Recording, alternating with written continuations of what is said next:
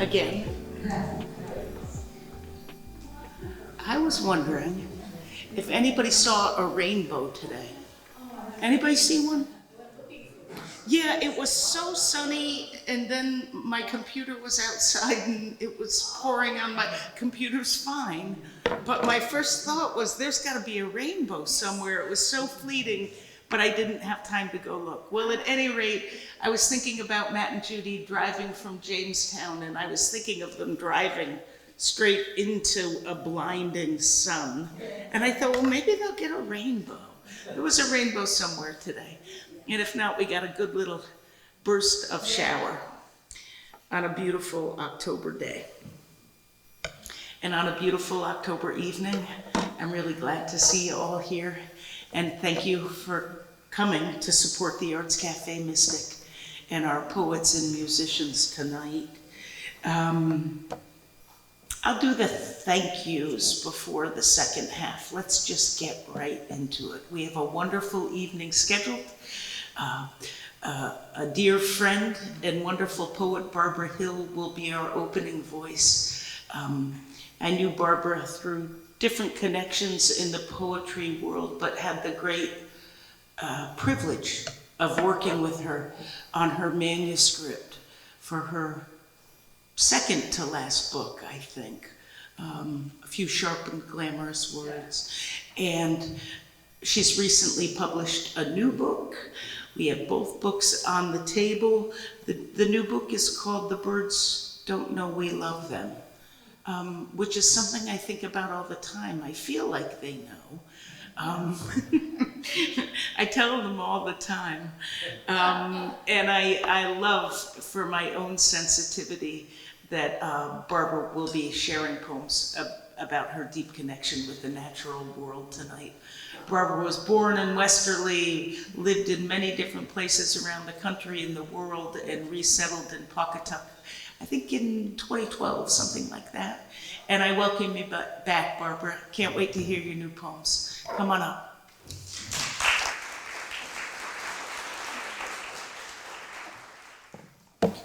I was just here yesterday morning, yoga class. So I'm your local girl. I was born in Westerly and grew up in North Stonington, and I remember dancing to Greg and the group, Greg Piccolo, before he was in Roomful of Blues at the Como.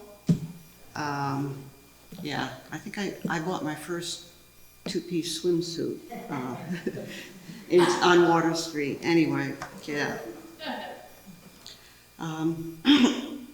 So it's always great to follow Lisa because she gives you such a warm welcome, and she's so kind.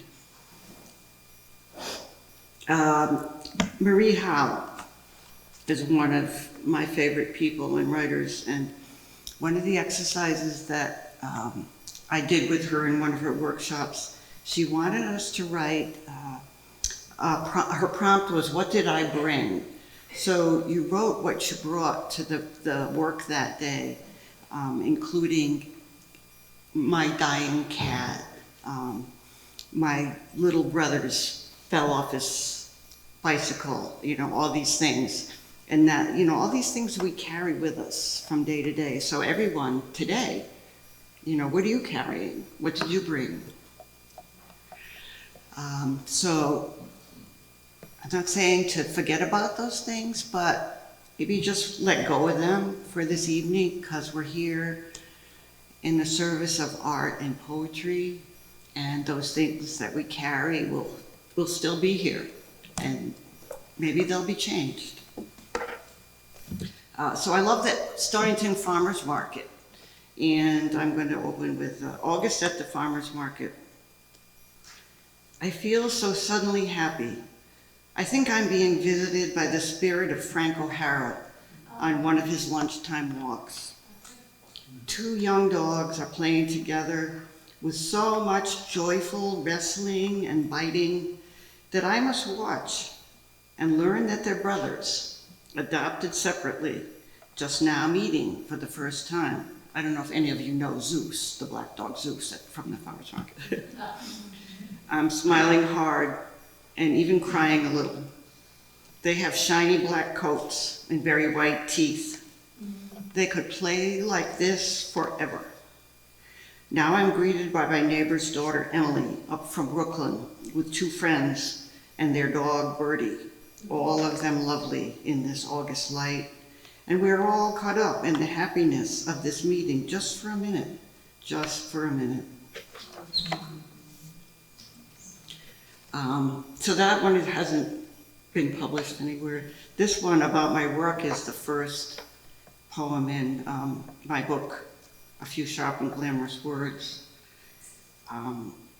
So most of my poems are short, about 1 minute long, and so it makes it easy to time things.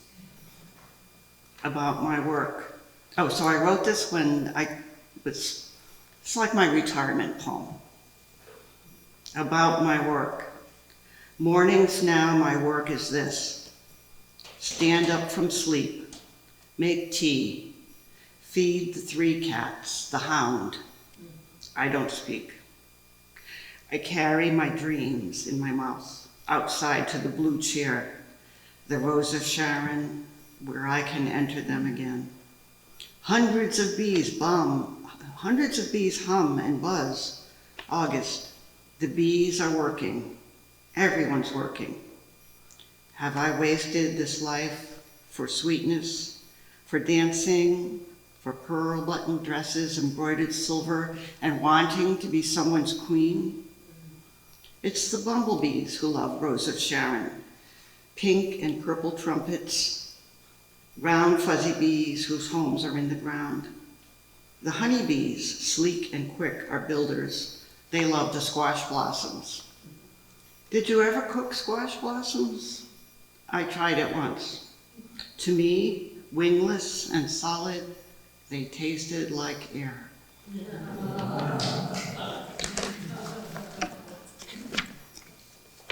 I'm already losing track of time. Okay, kindness. I don't know if any of you have links to Provincetown. My husband and I lived there for 1.5 years. It was wonderful, and we would have stayed if we could have afforded a house we rented. And that's where we met the artist Zara Khan. So this is about her kindness. Our young artist friend Zara is back for an exhibition of her work at the museum. Gone the grunge look, and her dark hair is blonde, cropped, dramatic. She's wearing nice clothes. It takes me a minute or 2. She's here to talk about her work, which features cats, rats, and foxes. During Q&A, someone in the audience who's wearing a squirrel mask says she's glad there's a squirrel in one of the paintings. I'm glad you like it, says our friend with her quick smile. After the talk, we look for a squirrel in the paintings and constructions. Later, we talk with Zara about our lives, our pets. I ask, which painting has the squirrel? There is no squirrel, she says.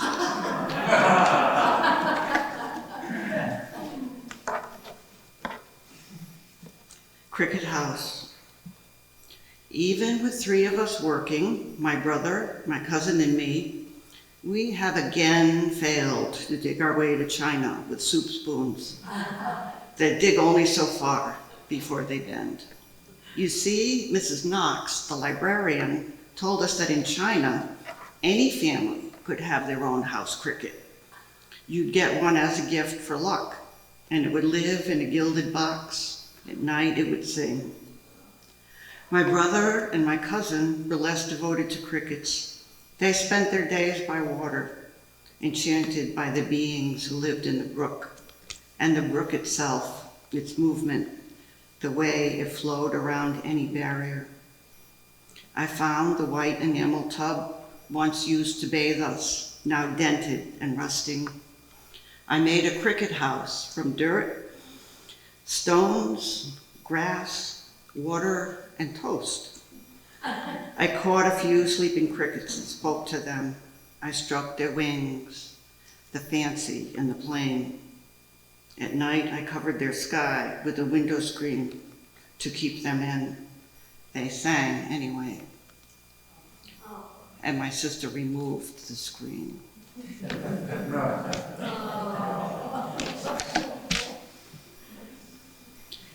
All right, I'm not keeping track of time at all. So, Lisa, how much time do I have left? All right, well, I want this, there's one that I must read and some others that are maybe, so I'll take out some of the maybes.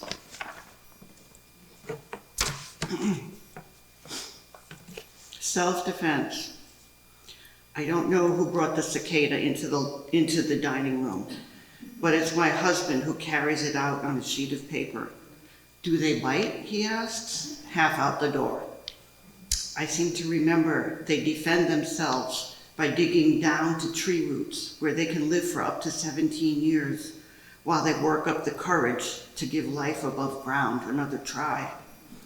I can understand this, my husband says, or they can fly away, and this would be my second choice.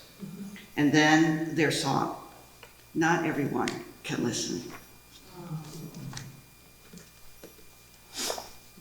Seems to be heavy on the insects tonight.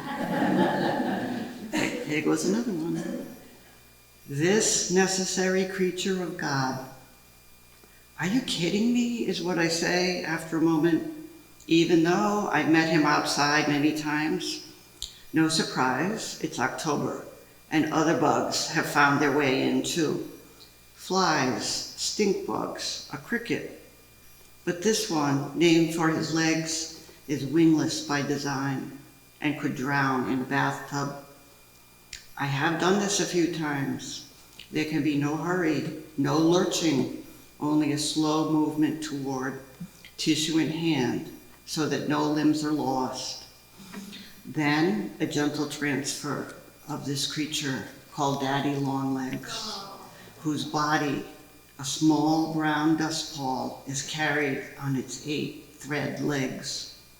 Outside now, yes, he's precise and elegant in his stepping as he follows his purpose among us, bearing his tiny heart high above the earth. All right, two more, Lisa? There. 2 more and then the one you have to read. And then what? And then the one you have to The one I have to, oh no, this 2 more includes the one I, all right. The snakes go in silence. My sister and brother-in-law know this one. For a little while we had guinea hens, guinea fowl, because we wanted them to eat the ticks, and so it didn't really work out that well. There were various issues, including them going to the neighbor's house and pooping around their swimming pool. So I don't know, did any of you know Anna Coit, the fabulous Anna Coit? Yeah.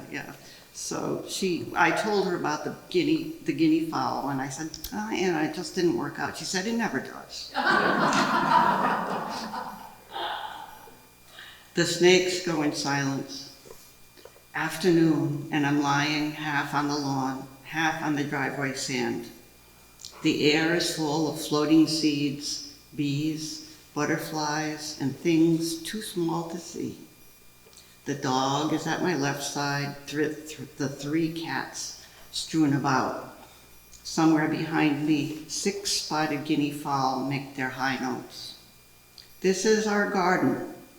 Nothing sweet, not apples, not knowledge, is forbidden. The snakes go in silence through their days. There is no heavy hand, no angry father reaching down to cast me out. There never was. All right, so I'll read the last one. Does it sound good, Lisa? All right. So this is the one for Kathy and Hilaire that they haven't heard before, but they're a part of this poem. In Montserrat, I greet Mary. There are candy wrappers in the gutters, juice boxes, chickens on the side of the road, yellow leaves and unripe limes. We're exhausted from the roosters crowing all night. The air is weighted with rain from the tropics. Everyone greets us, pale strangers that we are, struggling uphill to the market. On an island of grass between roads, a sheep is tethered. Her coat is thick, filthy, and matted. Her small face, as she raises her head, is not fearful, but patient.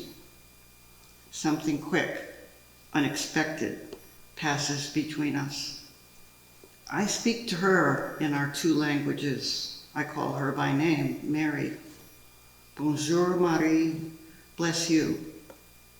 She answers in the language of the hooved servants of God. I speak only to her.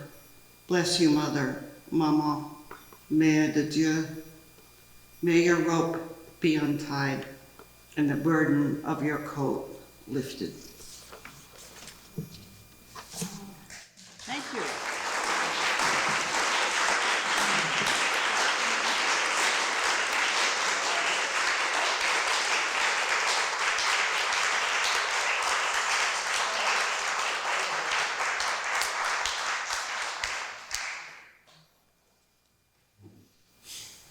Thank you so much, Barbara. And thank you for bringing in the animal world and the insect world. And I hate snakes, but I'll thank you for bringing in the Snake Nation. You made it a little more bearable for me. We're going to have some music now and then an intermission. I'm so glad to welcome Round Robin. I'm missing one of you, but I'm sure she's perfect. That's what they all say. I have known Matt and Judy Bowles for a long, long time. So long, in fact, that they played at my wedding, which was in 1993.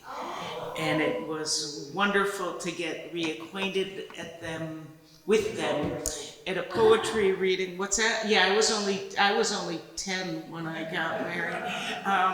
But the wonderful Jane Gilligan over here in a green sweater has started a poetry series in Jamestown, Rhode Island, and was kind enough to host me about a month and a half ago. At any rate, it's so wonderful to bump into you and to see how the band has evolved. There was always a trio.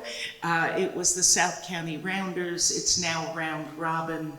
We're going to hear a variety of delightful and meaningful and uplifting music. I welcome Matt and Judy Bowles and Chris Heisman from South County, and you were recently inducted into the Musical Hall of Fame. The Bluegrass, Rhode Island Bluegrass Alliance. Wonderful. And Matt, for many years, it's not in his bio, but you, I think for decades, ran Parks and Recreation in Jamestown. Is that correct? Cool. Well, come on up. I think Charlie's going to help me move the podium. Check 1, 2. Is it on? It is. Yeah. Okay.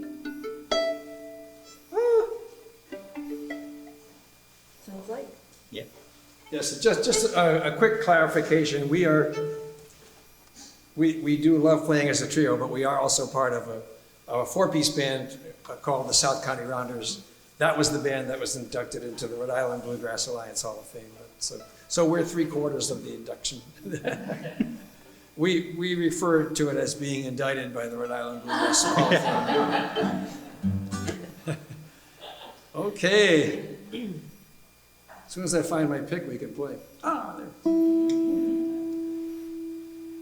We tuned up earlier. I hope we're still in tune. Close enough for folk music. That's what they say. All righty. What's that? We good? Mm-hmm. All right. Okay. Here's a dreamy kind of song. Oh, I dreamed of a home at the close of the day, so real and so near, yet so far away.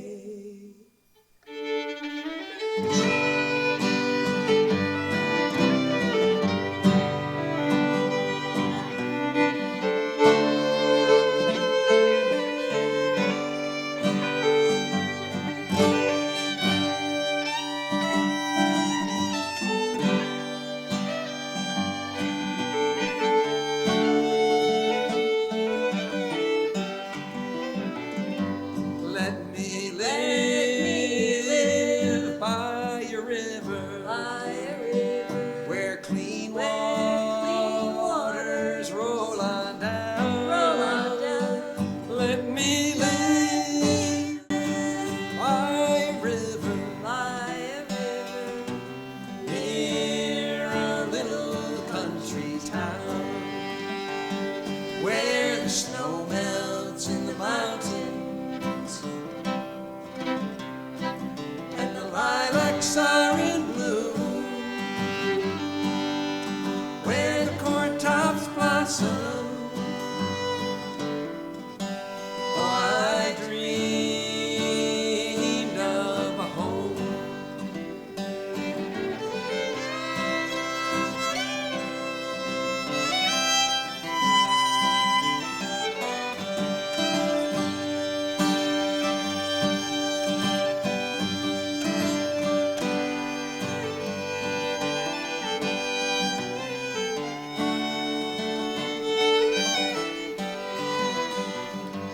Let my hands plant the trees. plant the tree, Let me live to see them grow. see them grow. Let my heart plant seeds of peace.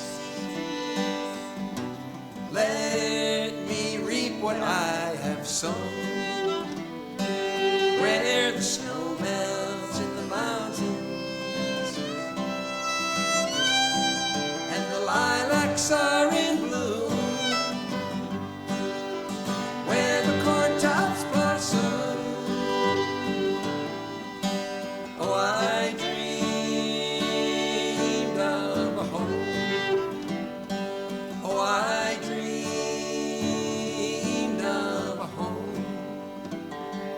Oh, I dreamed of a home.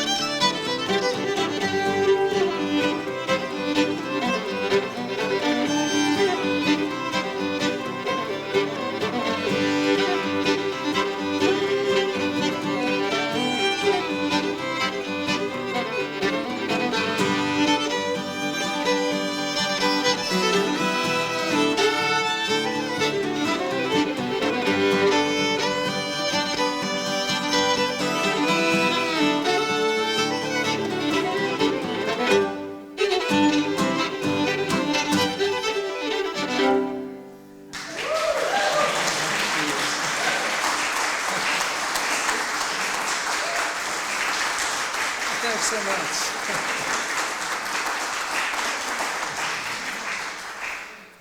Always good fun to play in between two good fiddlers, I tell you. And speaking of good fiddlers, that fiddle tune that we threw at the end of that dreamy song was an original by Mr. Chris Hines. Right.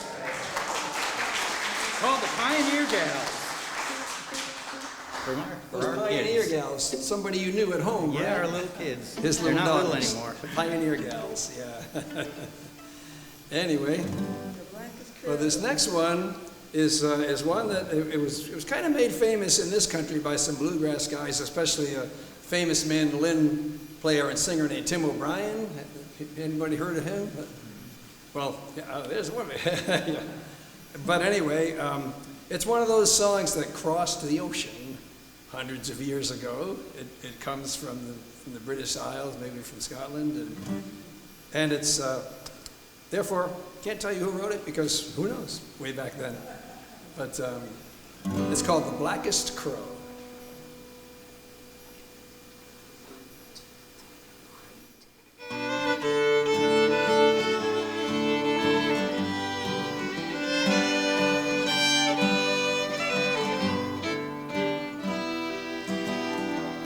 As time draws near, my dearest dear, when you and I must part, how little you know of the grief and woe in my poor aching heart.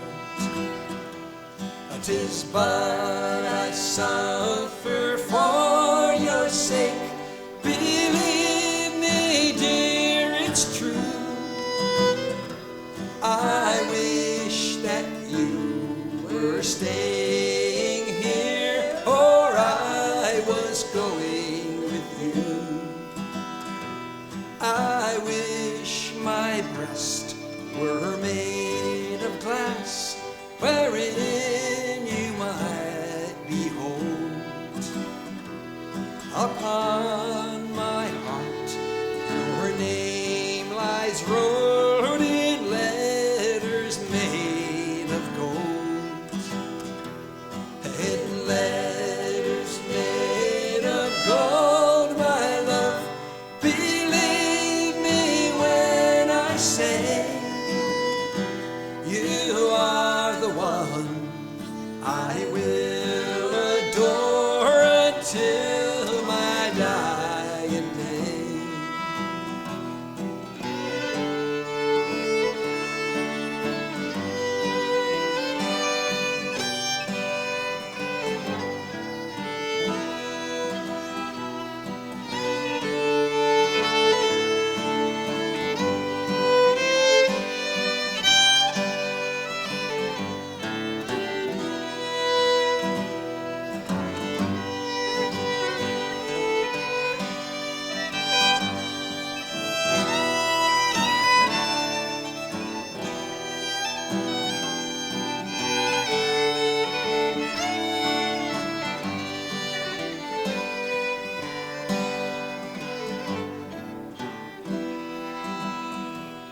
The blackest crow that ever flew must surely turn to white.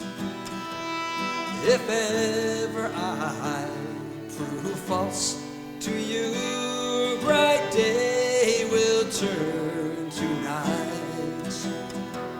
A bright day will turn to night, my dear. The elements will mourn. If ever I prove false to you, the seas will rage and burn.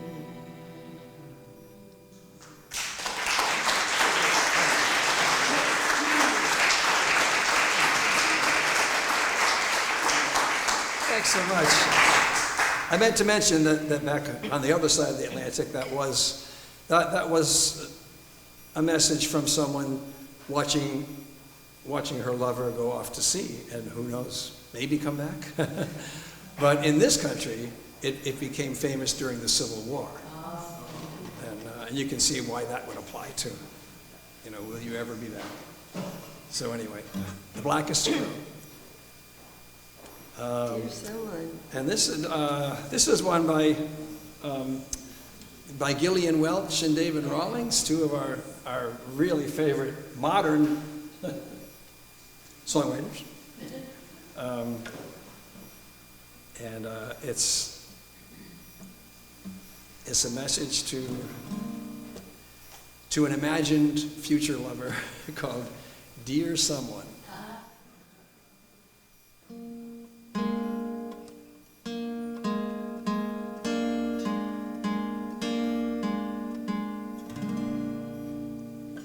I wanna go all over the world and start living free.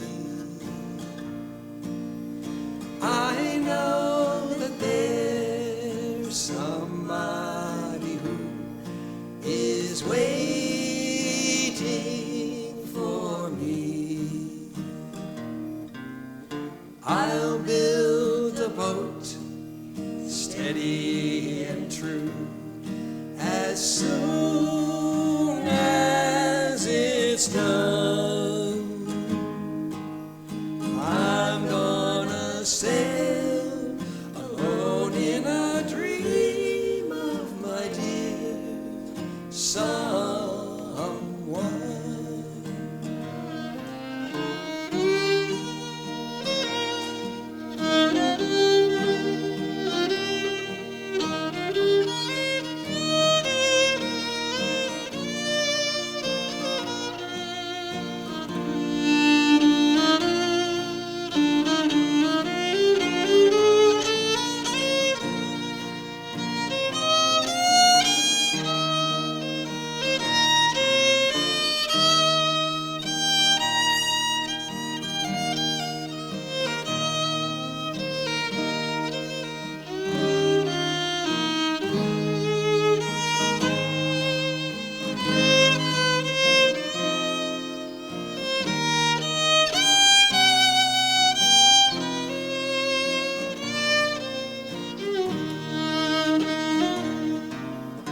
One little star smiling tonight knows where you are.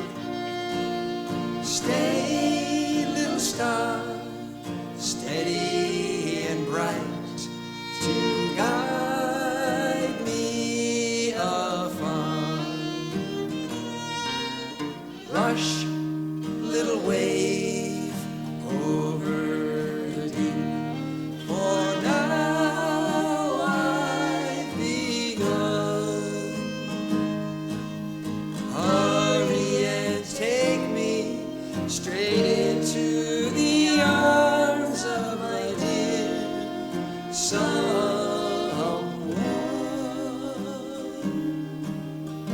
Hurry and take me into the arms of my dear someone.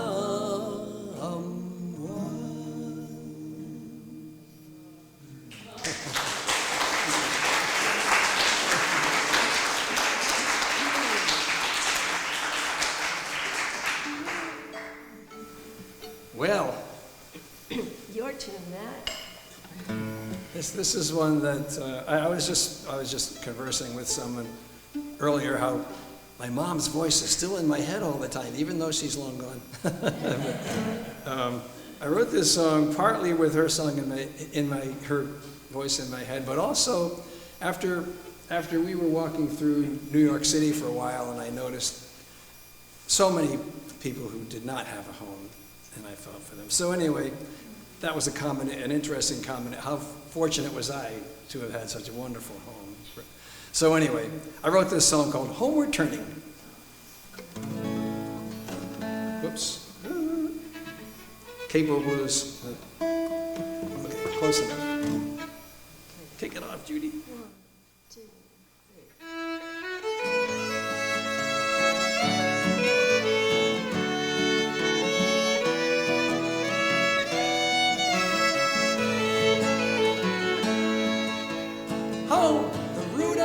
tree of learning, the source of hope, the cause of my yearning. It's homeward now. My thoughts keep turning with the lamp of love is trimmed and burning. Work so hard just to make our way till the night seems brighter than the day. Are we taking or giving? It's hard to say, but we find forgiveness on the homeward way. Home, the root of the tree of learning, the source of hope, the cause of my yearning. It's homeward now. My thoughts keep turning where the lamp of love is trimmed and burning. While people hurry by, so cold and strange, some sit on the steps and ask for change. Oh, I want them to see they are not alone. In my heart I know they're just longing for home. Home, the root of the tree of learning, the source of hope, the cause of my yearning. It's homeward now. My thoughts keep turning where the lamp of love is trimmed and burning.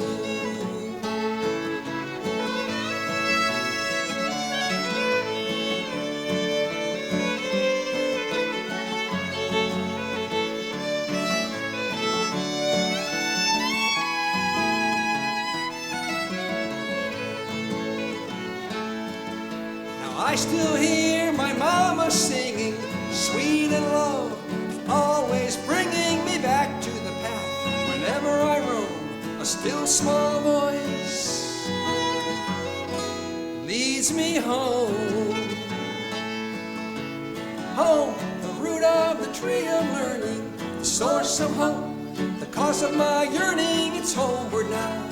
My thoughts keep turning where the lamp of love is trimmed and burning, where the lamp of love is always burning.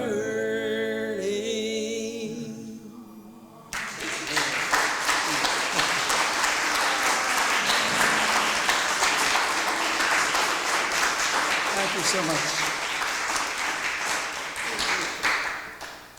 Well, now we're going to do another one that in a way is about home, but it's a message that our son Dylan, he wrote this message to an unborn child.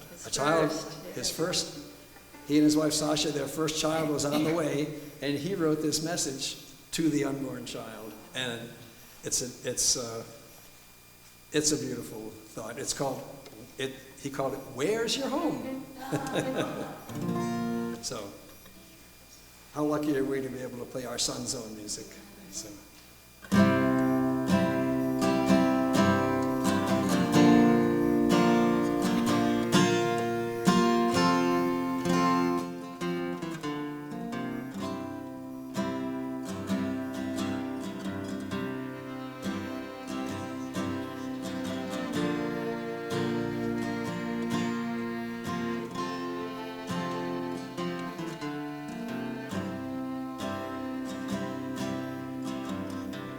Where's your home, little baby?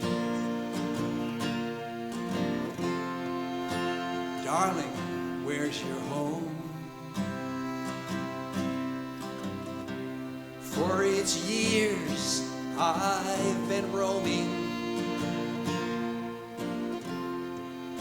It's time I settle down. Is it high among the mountains? Is it far beneath the sea? Is it high above the clouds?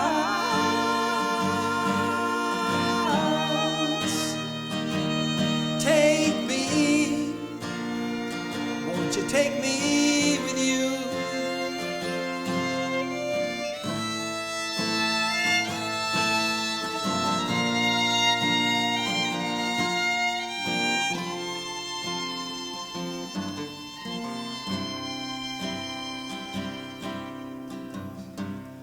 What's the road you travel?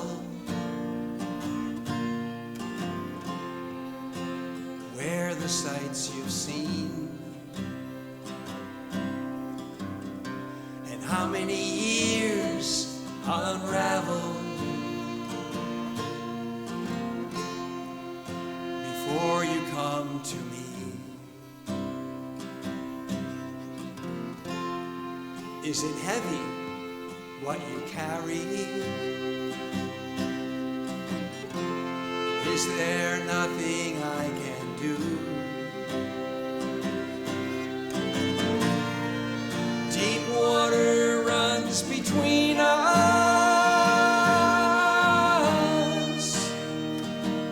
me and you.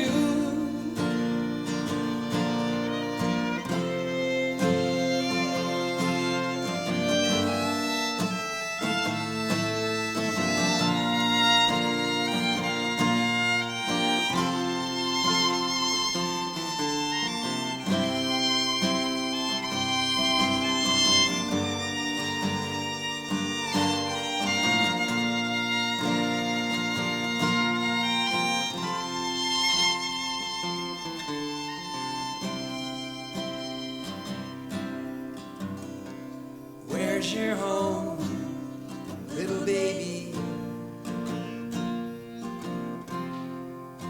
Darling, where's your home? For 8 years I've been roaming.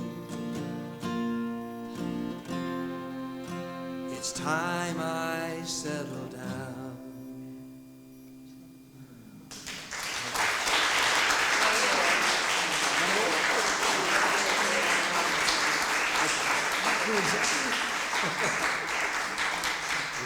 Okay, I guess we have time for one more. We're gonna. Sorry. Yeah, I think, yeah, one more? Yeah, good, okay. Okay.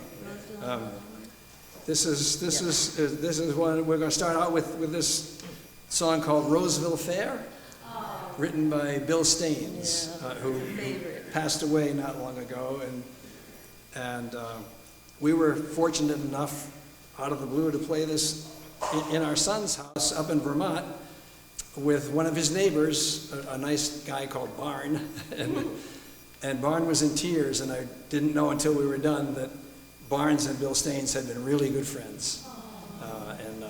But anyway, this is Roseville Fair by Bill Staines, and we're going to just throw a quick little fiddle tune on the end of it called Around the Horn by Jay Unger. So, Roseville Fair. Well, the night was clear and the stars were shining and the moon come up so quiet in the sky. All the people gathered round and the band was tuning. I can hear them now playing Coming Through the Rye. You were dressed in blue and you looked so lovely, a gentle flower of a small town girl. And you took my hand and we stepped to the music, and in a single smile you became my world. And we danced all night to the fiddle and the banjo, their drifting tunes seem to fill the air.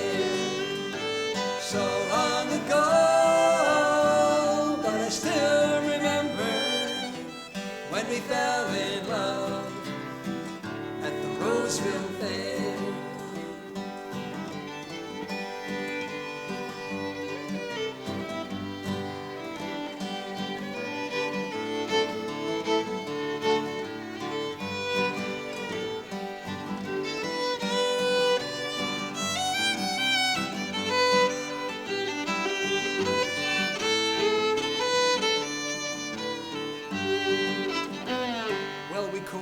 Well, and we courted dearly.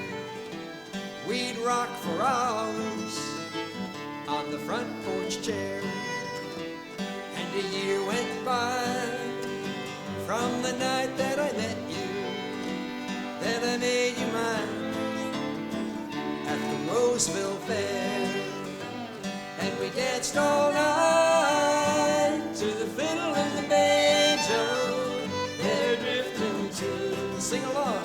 seem to fill the air. So we cried from God, but I still remember when we fell in love at the Roseville Fair.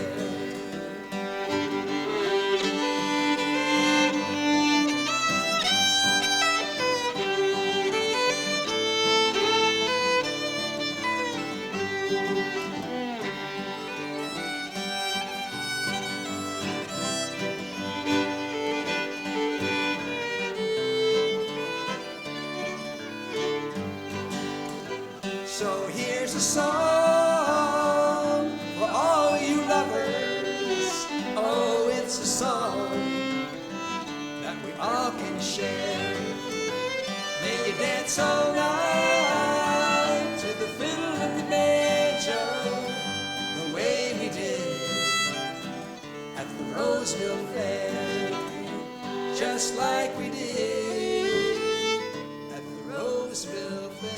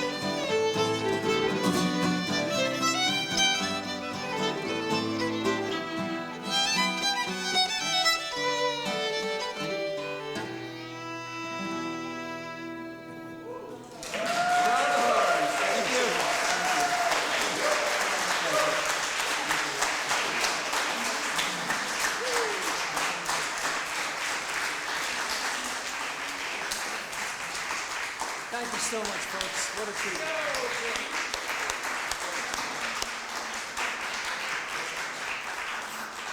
So great. Thank you. Wow. Right? Everyone feeling a little better?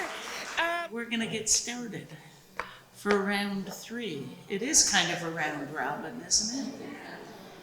So while you're all settling in, I will take a minute to first of all thank you all for coming. Thank those of you who are donors. Those of you who showed up tonight are donors, but many of you will also find yourselves on our donor page, and we thank you so much. We couldn't do it without you. We want to thank our friends at LaGrua Center. We transitioned here, maybe we're coming up on 3 years, and it's been so effortless and so pleasant and so lovely. It seems so strange to not be at the museum, Mystic Art Museum, and this is such a welcome place for all of us to be. And I hope that you can feel it when you're here. LaGrua Center has an ongoing changing exhibit. They have, as Barbara mentioned, yoga classes, all kinds of things that the doors are open for. So if you don't know much about them, please look them up. I need to thank my board of directors. Almost everybody's here tonight. I got Charlie and John and Owen and Christy and Julia and Wendy. Thea is not here and Kristen left early, but the most important name on that list tonight for me is Liz Raisbeck, who's shaking her head right now.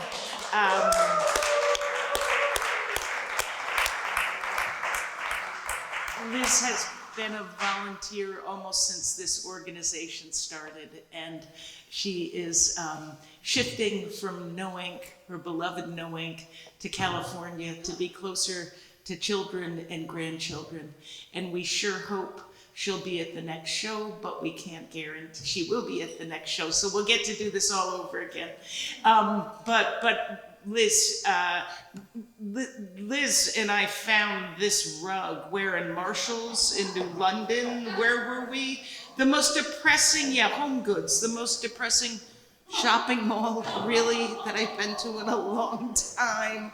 But that's just the start of it. We showed up at place after place after place. Liz baked tonight. She's the first one here to set up and the last one to go home. And we will miss her terribly, as much as we wish her every blessing as she starts the next part of her journey. And so thank you, Liz.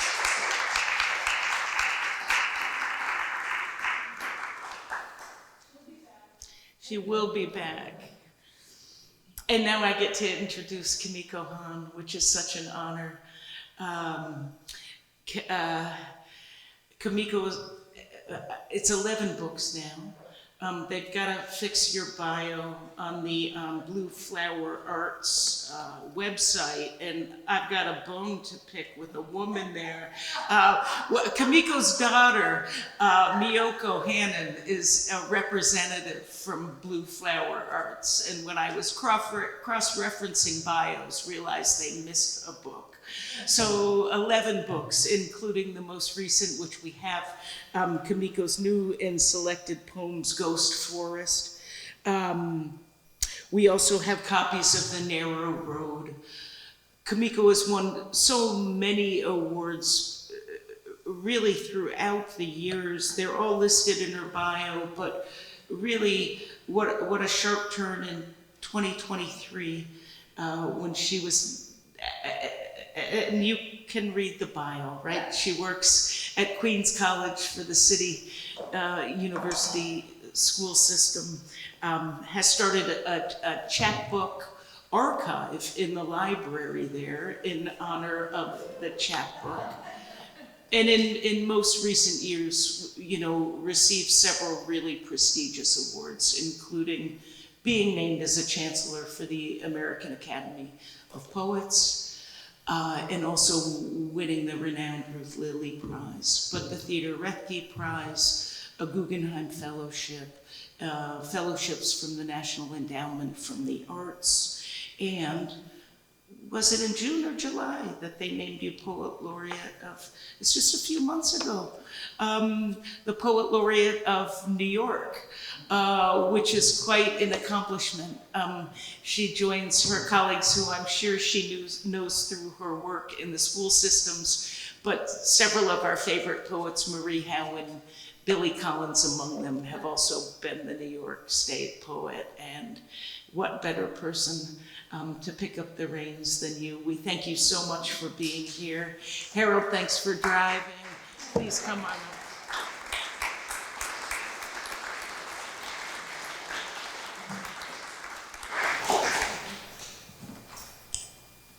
How's this? I'm testing. Good? Good? Good? Oof. First I have to make sure I can read my iPad. Okay.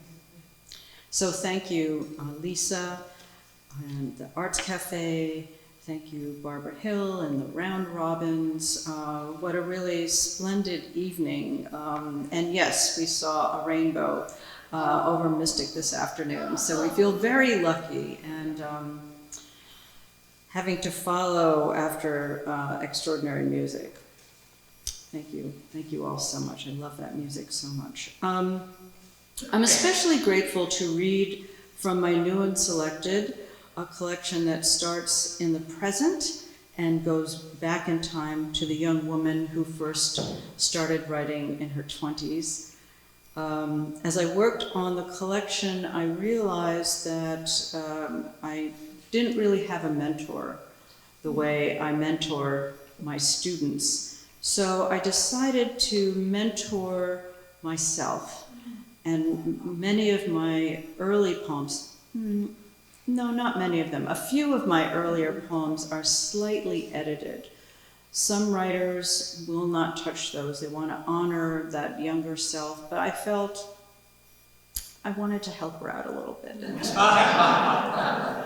So some are slightly revised. With a few exceptions, I'm going to start in the present and go back in time.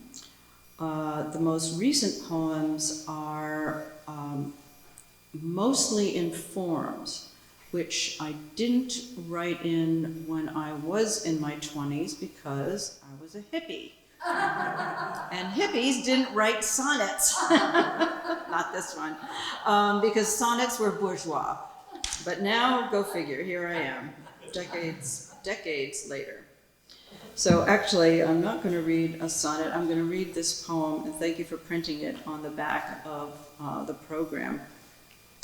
It's a pantoum, a form originally from Malaysia, and rather than lecture on it, which I am apt to do, I will just read it, and you will hopefully feel the form.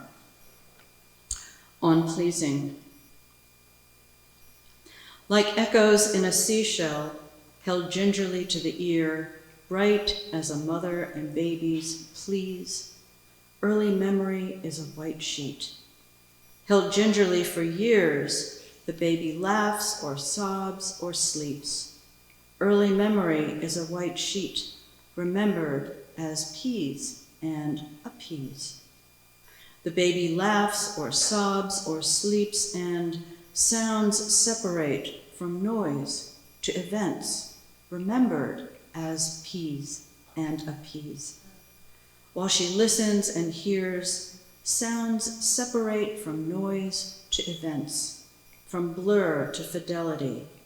While the girl listens and hears, she recalls peas as appease.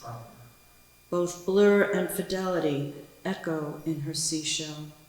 She recalls peas as appease, brighter than her mother and baby's please.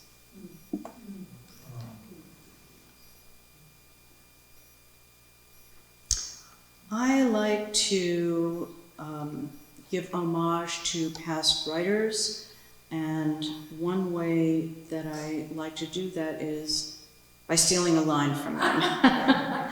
So this is a villanelle with a line borrowed from Elizabeth Bishop's Sestina. And her line is, "The grandmother sings to the marvelous stove." And some of you, especially the women, may know that there was a toy stove called the Marvel stove. And that actually figures in to Elizabeth Bishop's and my own poem. Villanelle with a line borrowed from Bishop. The child looks out the window at the peeling barn. The mother sits on the roof and waves at her. The grandmother sings to the marvelous stove. The child has put away her own marvel stove because her grandmother is baking real bread. The child looks out the window at the peeling barn. The two inside are preparing dinner for 3, if the mother comes down from the roof. The grandmother sings to the marvelous stove a song about some mother on some roof, lightly the mother that is her daughter. The child looks out the window at the peeling barn. The child hums along while she stands to survey her reeling barn and to hear as the grandmother sings to the marvelous stove. She's drawn at least 6 barns today. She stops humming and sings her own song. She looks at her mother atop the peeling barn while the grandmother sings to marvel the stove.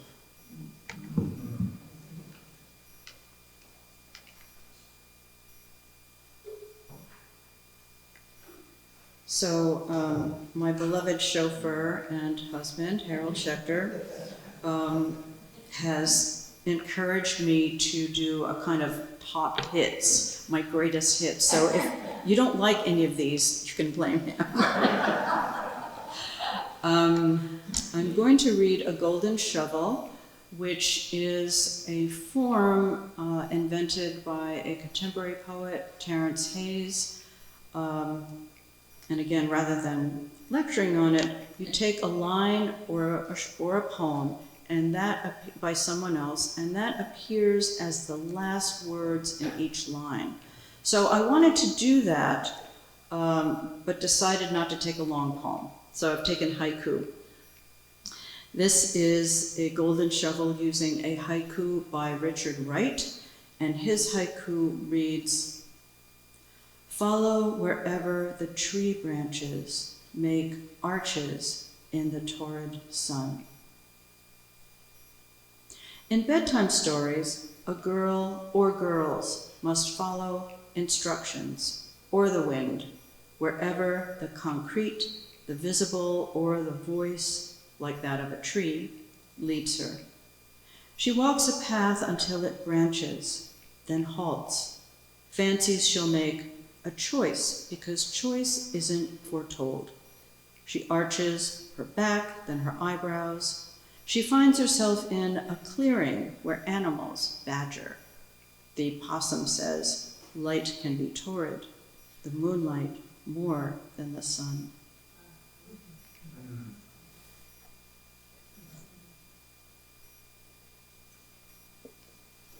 A friend calls me a bit of a magpie, hence stealing lines from other poets and giving them credit. But I love to write about whatever crosses my path. Bugs, I love those bug poems. I love them. And I especially love to use material from the science section of the New York Times. For a while, I was clipping, real clippings, remember those? Articles, taking them to a breakfast place and reading them and then writing on a actual notepad. And after a while, I had a whole book called that's entitled Toxic Flora. I then kept writing poems using those science articles, and my second book that's very prompted by science is called Brain Fever, and this is a poem. And Brain Fever, most of the material is prompted by neuroscience, which I still know nothing about. So this is a poem called A Bowl of Spaghetti. To find a connectome, or the mental makeup of a person, researchers experimented with the neurons of a worm, then upgraded to mouse, hoping to unravel the millions of miles of wires in the human brain that they likened to untangling a bowl of spaghetti, of which I have an old photo. Ray in her high chair, intently picking out each strand to mash in her mouth. Was she too? Was that sailor dress from Mother? Did I cook that sauce from scratch? If so, there was a carrot in the pot, as Mother instructed, and I'll never forget, no matter which strand determines ardor as a daughter's verdict. Cherry stems. Excuse me. I'm not too happy that fruit flies have brains, since I swat them whenever I see them or think I see them. I know about their brains because I met a scientist who tinkers with their learning circuitry, the actual mechanics of how a memory trace is laid down in a nerve cell or neuron. All this proxy. dissecting the behavior of an insect to figure out how the brain works for something like typing, at which my mother was a pro and me fairly miserable because of some disorder, which it seems my daughter has inherited since she also exhibits left-right confusion. However, she can twist a cherry stem into a bow with her tongue, an ability no doubt from an ancestral brain, but which also reveals something about a summer in Florence. In other words, too much information regarding memory trace. And Lisa, that's Miyako.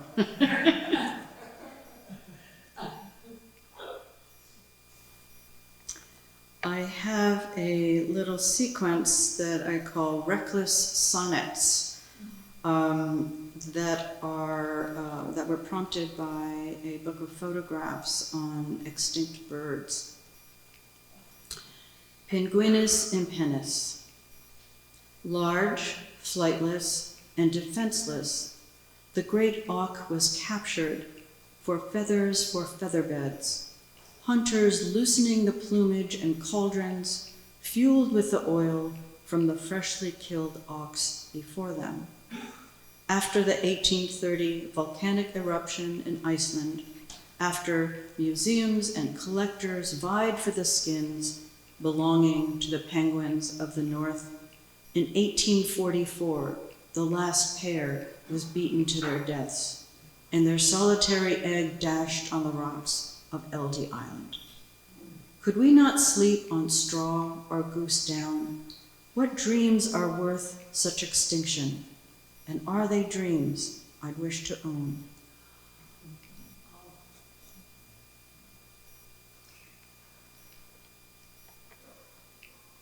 Back to something lighter than extinct birds. Maud. Although the exoplanet Gliese 436b, orbiting around Gliese 436, may possess a livable zone in between its fixed sunny and frigid sides, it does not possess a more transcendent name. I am interested in whether this exoplanet possesses atmosphere as much as the next person. But more, I'd like my daughter to watch for the wobbles that a planet's gravity creates in the motion of its stars and name these masses after family members. Kimiko would be ideal. But really, I'm thinking Maud, planet Maud.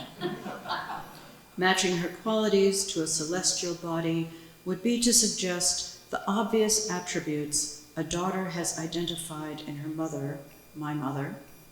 But rather than be obvious, I could take pleasure in naming any planet after her, though, if pressed, I imagine one that is petite, habitable, remote, and owning a number of moons.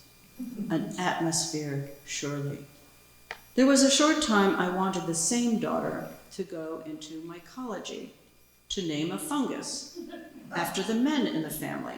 I don't think either would be asking too much. I'm going to stay with these. They go with the lineup. Brooding. Misinformation lasts millennia.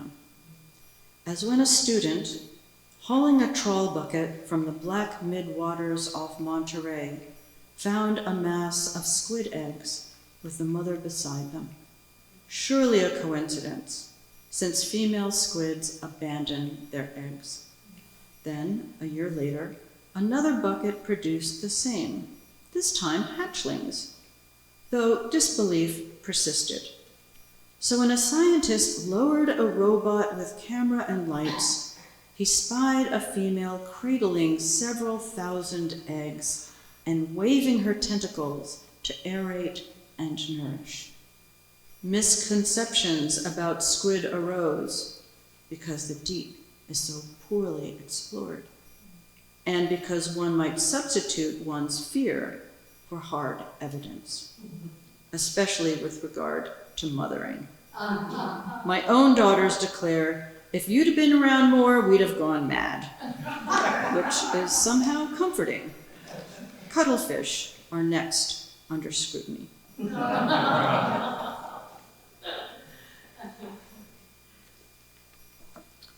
This one is kind of based on science, but really more based on a drive through Tennessee that we took. The Sweetwater Caverns.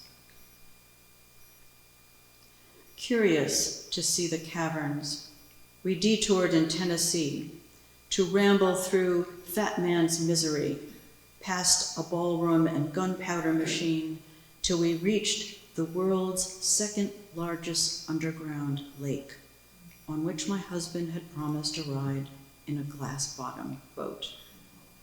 There, a kid hunched over a hot rod magazine. Dan, I think his name was, radiant in clammy artificial light. I asked Dan, college break? He nodded inside his hoodie, then helped me into the glass-bottom hold. I peered into the milky water and watched the seated trout swim up for the chum he dumped overboard on our account. He was milky white himself from months of cave sitting. I wondered if he'd write a poem on a summer spent underground. Thought to suggest it, how foolish. Then wondered if what I really wanted was Dan, as I stepped into his boat, to take my arm and ask me something. At this middle age, probably for a couple coins, then give promise of safe passage as he ferried me to the realm of the dead that I've been thinking about for several years. Not because of a girlfriend's cancer, but because my body is no longer young. I mean, lovely, and that there's no turning back to that water's edge. There's only the couch every afternoon at 4 o'clock and not wanting to ever move. Not wishing to die exactly, just not wanting to rise because the light feels so pressured. And I can't have that ardent glow reflected back while brushing teeth or fastening a necklace. Now there's this, casting around for other stuff, the daughter's secrets, the pathetic urge to write about their secrets, or a crush on Charon. Not an old man, as it turns out, but a youth, colorless and tired of his iPod. No, he's not really of interest to me, and this is my secret, that I wish he were, as with those arms reaching through clouds of cigarette smoke to lead me into reeking dives. I'm past that. And he, Dan, not the poetic Karen, will probably climb out of the caverns into the 6 o'clock evening sun, stretch, change his shirt, eat his mother's meatloaf, and head off in a rusted Honda for the Piggly Wiggly parking lot with a six-pack and a girl, those hand-sized moths flitting in the light as the sheriff chases the kids to another dead-end spot. Those enormous dusty moths my husband caught for me to hold in my hand, because he knows in the afternoon light after the dank caverns how fluttery the furry wings will feel, which is more than melodrama can bear. To have wished for Dan to ask me something, I know the passage is not what you wanted to hear.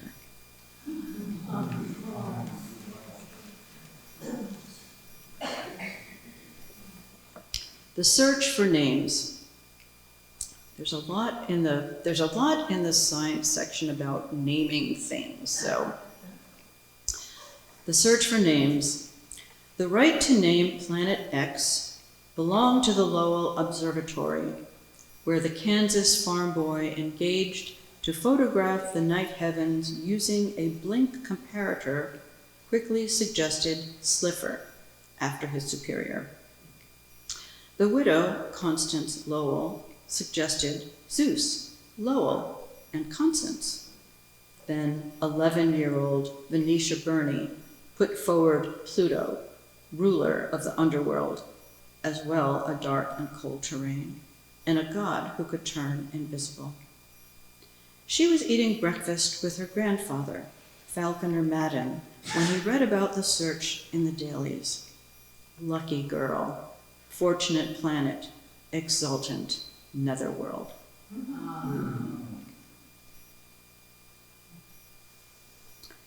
Also specifically in my book Brain Fever, that is less general science articles and more the neuroscience-y stuff, I would take one article and I'd write a bunch of poems. And one of the articles was on dream theory. I like to give myself prompts, in case you hadn't noticed. Whether it's write a pantoum or write about cherry stems and fruit flies. But I wanted to write for this article on dream theory a bunch of poems where I would start with an object, I'd have a quote from the article, and I'd repeat a phrase. So I'll read 3 of these little pieces. The dream of knife, fork, and spoon. I can't recall where to set the knife and spoon. I can't recall which side to place the napkin or which bread plate belongs to me, or how to engage in benign chatter.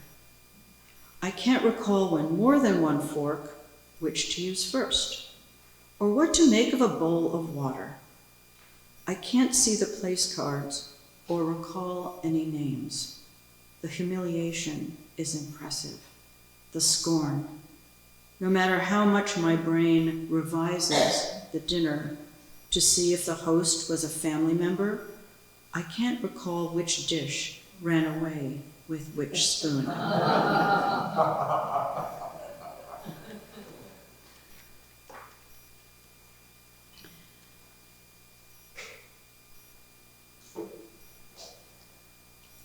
love that word, revises, how our dreams revise whatever's going on. So this is the dream of a lacquer box. I wish I knew the contents, and I wish the contents Japanese, like hairpins made of tortoise shell or bone, though my braid was lopped off long ago, like an overpowering pine incense, or a talisman from a Kyoto shrine, like a Hello Kitty diary lock and key, Hello Kitty stickers or candies, a netsuke in the shape of a squid, ticket stubs from a double suicide performance, or am I wishing for mother, searching for sister, just hoping to bestow something Japanese on my daughters. Then again, people can read anything into dreams, and I do as well. I wish I possessed my mother's black lacquer box, though in my dream it was red, though I wish my heart were content. In Japanese poetics, words are often used that have multiple meanings. So for example, in a haiku, a word will not just mean what's literally, what you're literally looking at, but also it will take you in other places, maybe to another poem. For example, we have in English the word pine, pine tree, and also pine, longing. So I love to make words work that hard. In this poem, The Dream of Leaves, leaves, and also leaving, right? And the one little explanation is, although my explanation now is longer than the poem, is that the word crowning refers to a baby's being born. The Dream of Leaves. How to access the material of the unborn or the infant dream. To rate, say, a rustling. To value leaves rustling before one realizes leaves. Before one knows what a homonym is, or that every one thing is a homonym after crowning. I just realized, so I'm reading a poem about what happens inside the baby. What are they listening to? And you all read, and you all sang that great song about your grandchild. That's great. Oh, thank you.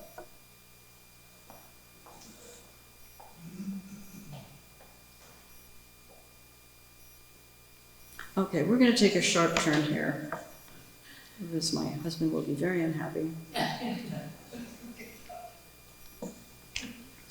As I said, I like to take material wherever I find it. So Harold happens to be one of the world's most important true crime writers.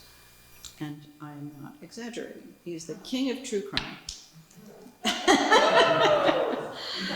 So we have quite an interesting library at home. And at one point we were both exiting a movie called The Wisconsin Death Trip, which is based on a book by the same title. It's an extraordinary book about that these guys put together after finding photographs that were taken in the 1800s, and then they did some archival work. Anyway, as we were exiting the movie theater, I said, "Premature burial. That's so interesting. I really think I should write a poem about that." And Harold, of course, said, "Oh, I have just the book for you." And yes, he did. It was called Premature Burial and How to Prevent It. So, and the book also from the 20th century. So, no surprise, this is one of his favorite poems, although the husband I reference is not this husband. One of my previous husbands.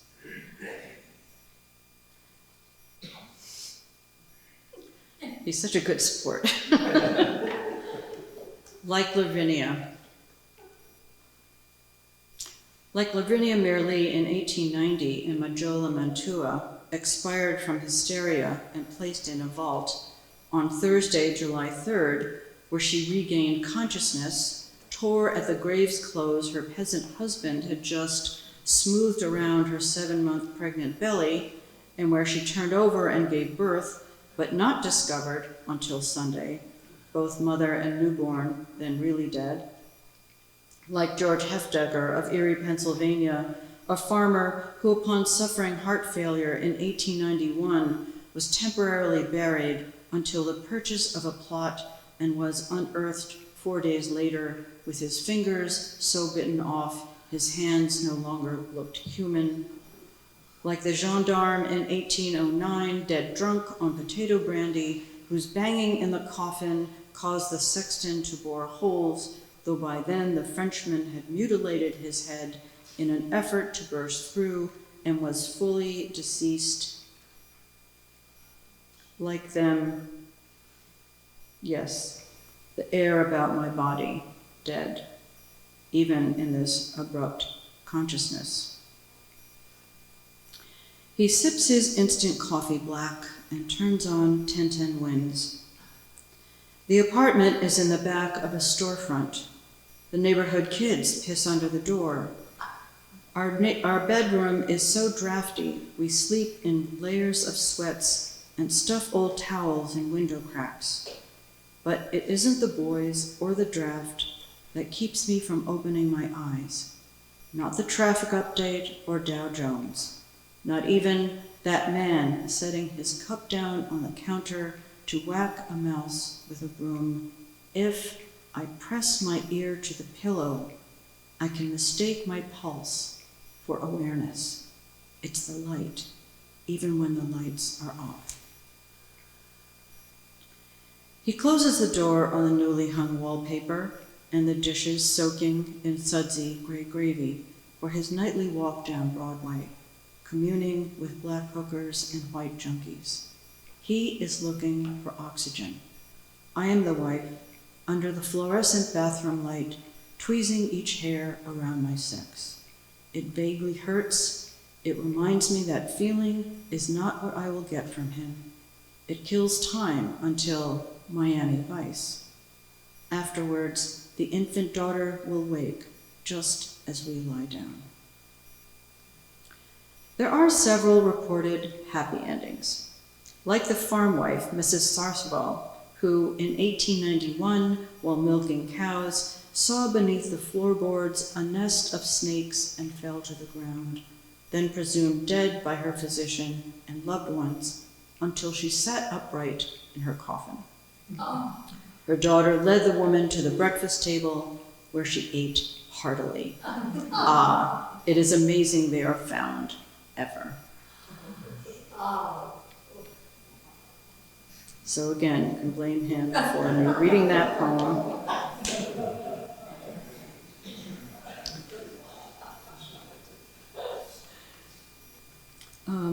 I'll read a couple more. Yes? Okay.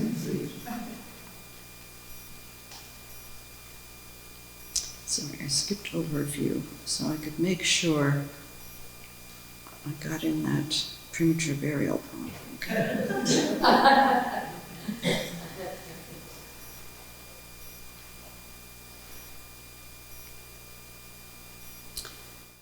In childhood, things don't die or remain damaged, but return.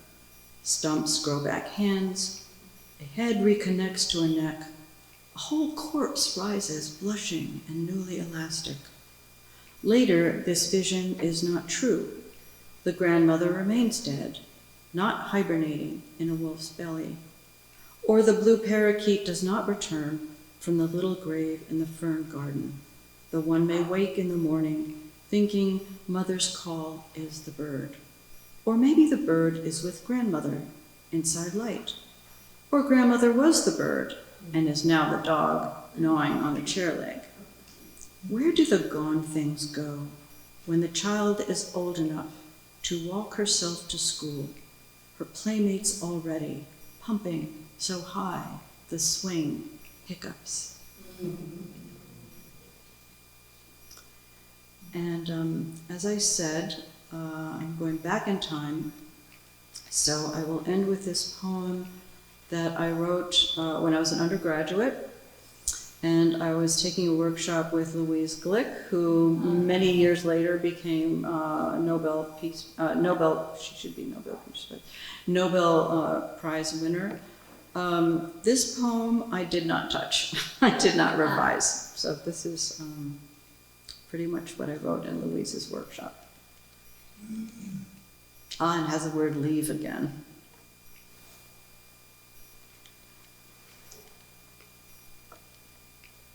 When you leave. Oh, sorry, I should just say before that, this poem is based on a Japanese folktale, The Little Peach Boy.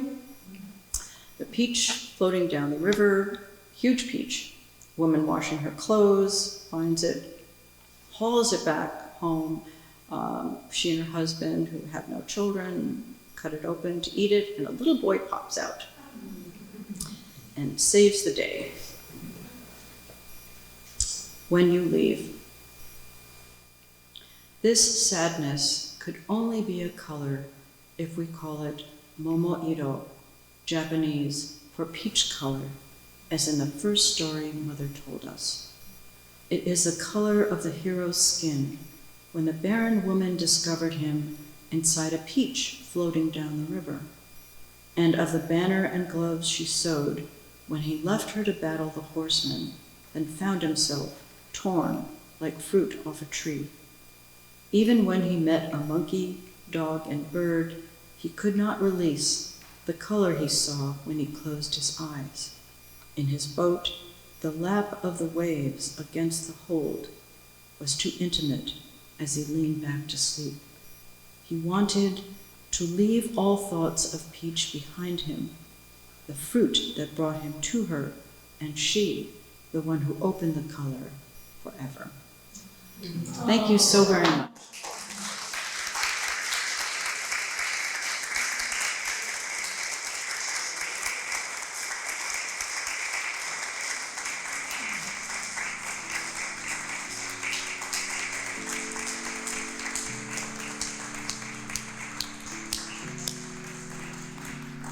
Wow, what an incredibly rich and eclectic evening. Kimiko, thank you so very much. Barbara, Matt, Judy, and Chris. Just an incredible evening, and I thank you so much. Please buy a book or two. Christmas is coming, Thanksgiving is coming. It doesn't even matter if there's a holiday. Buy somebody you love a book, and they'll read it, and then they'll pass it along. We thank you so much, all of you. I thank you all for coming. Liz, we're really gonna roast you in November. We have an event 4 weeks from tonight. We have Wally Lamb coming, and we've never had a true crime writer read at the Arts Café Mystic, so you never know. You never know. Thank you all for coming, and again, thank you so much to our poets and musicians.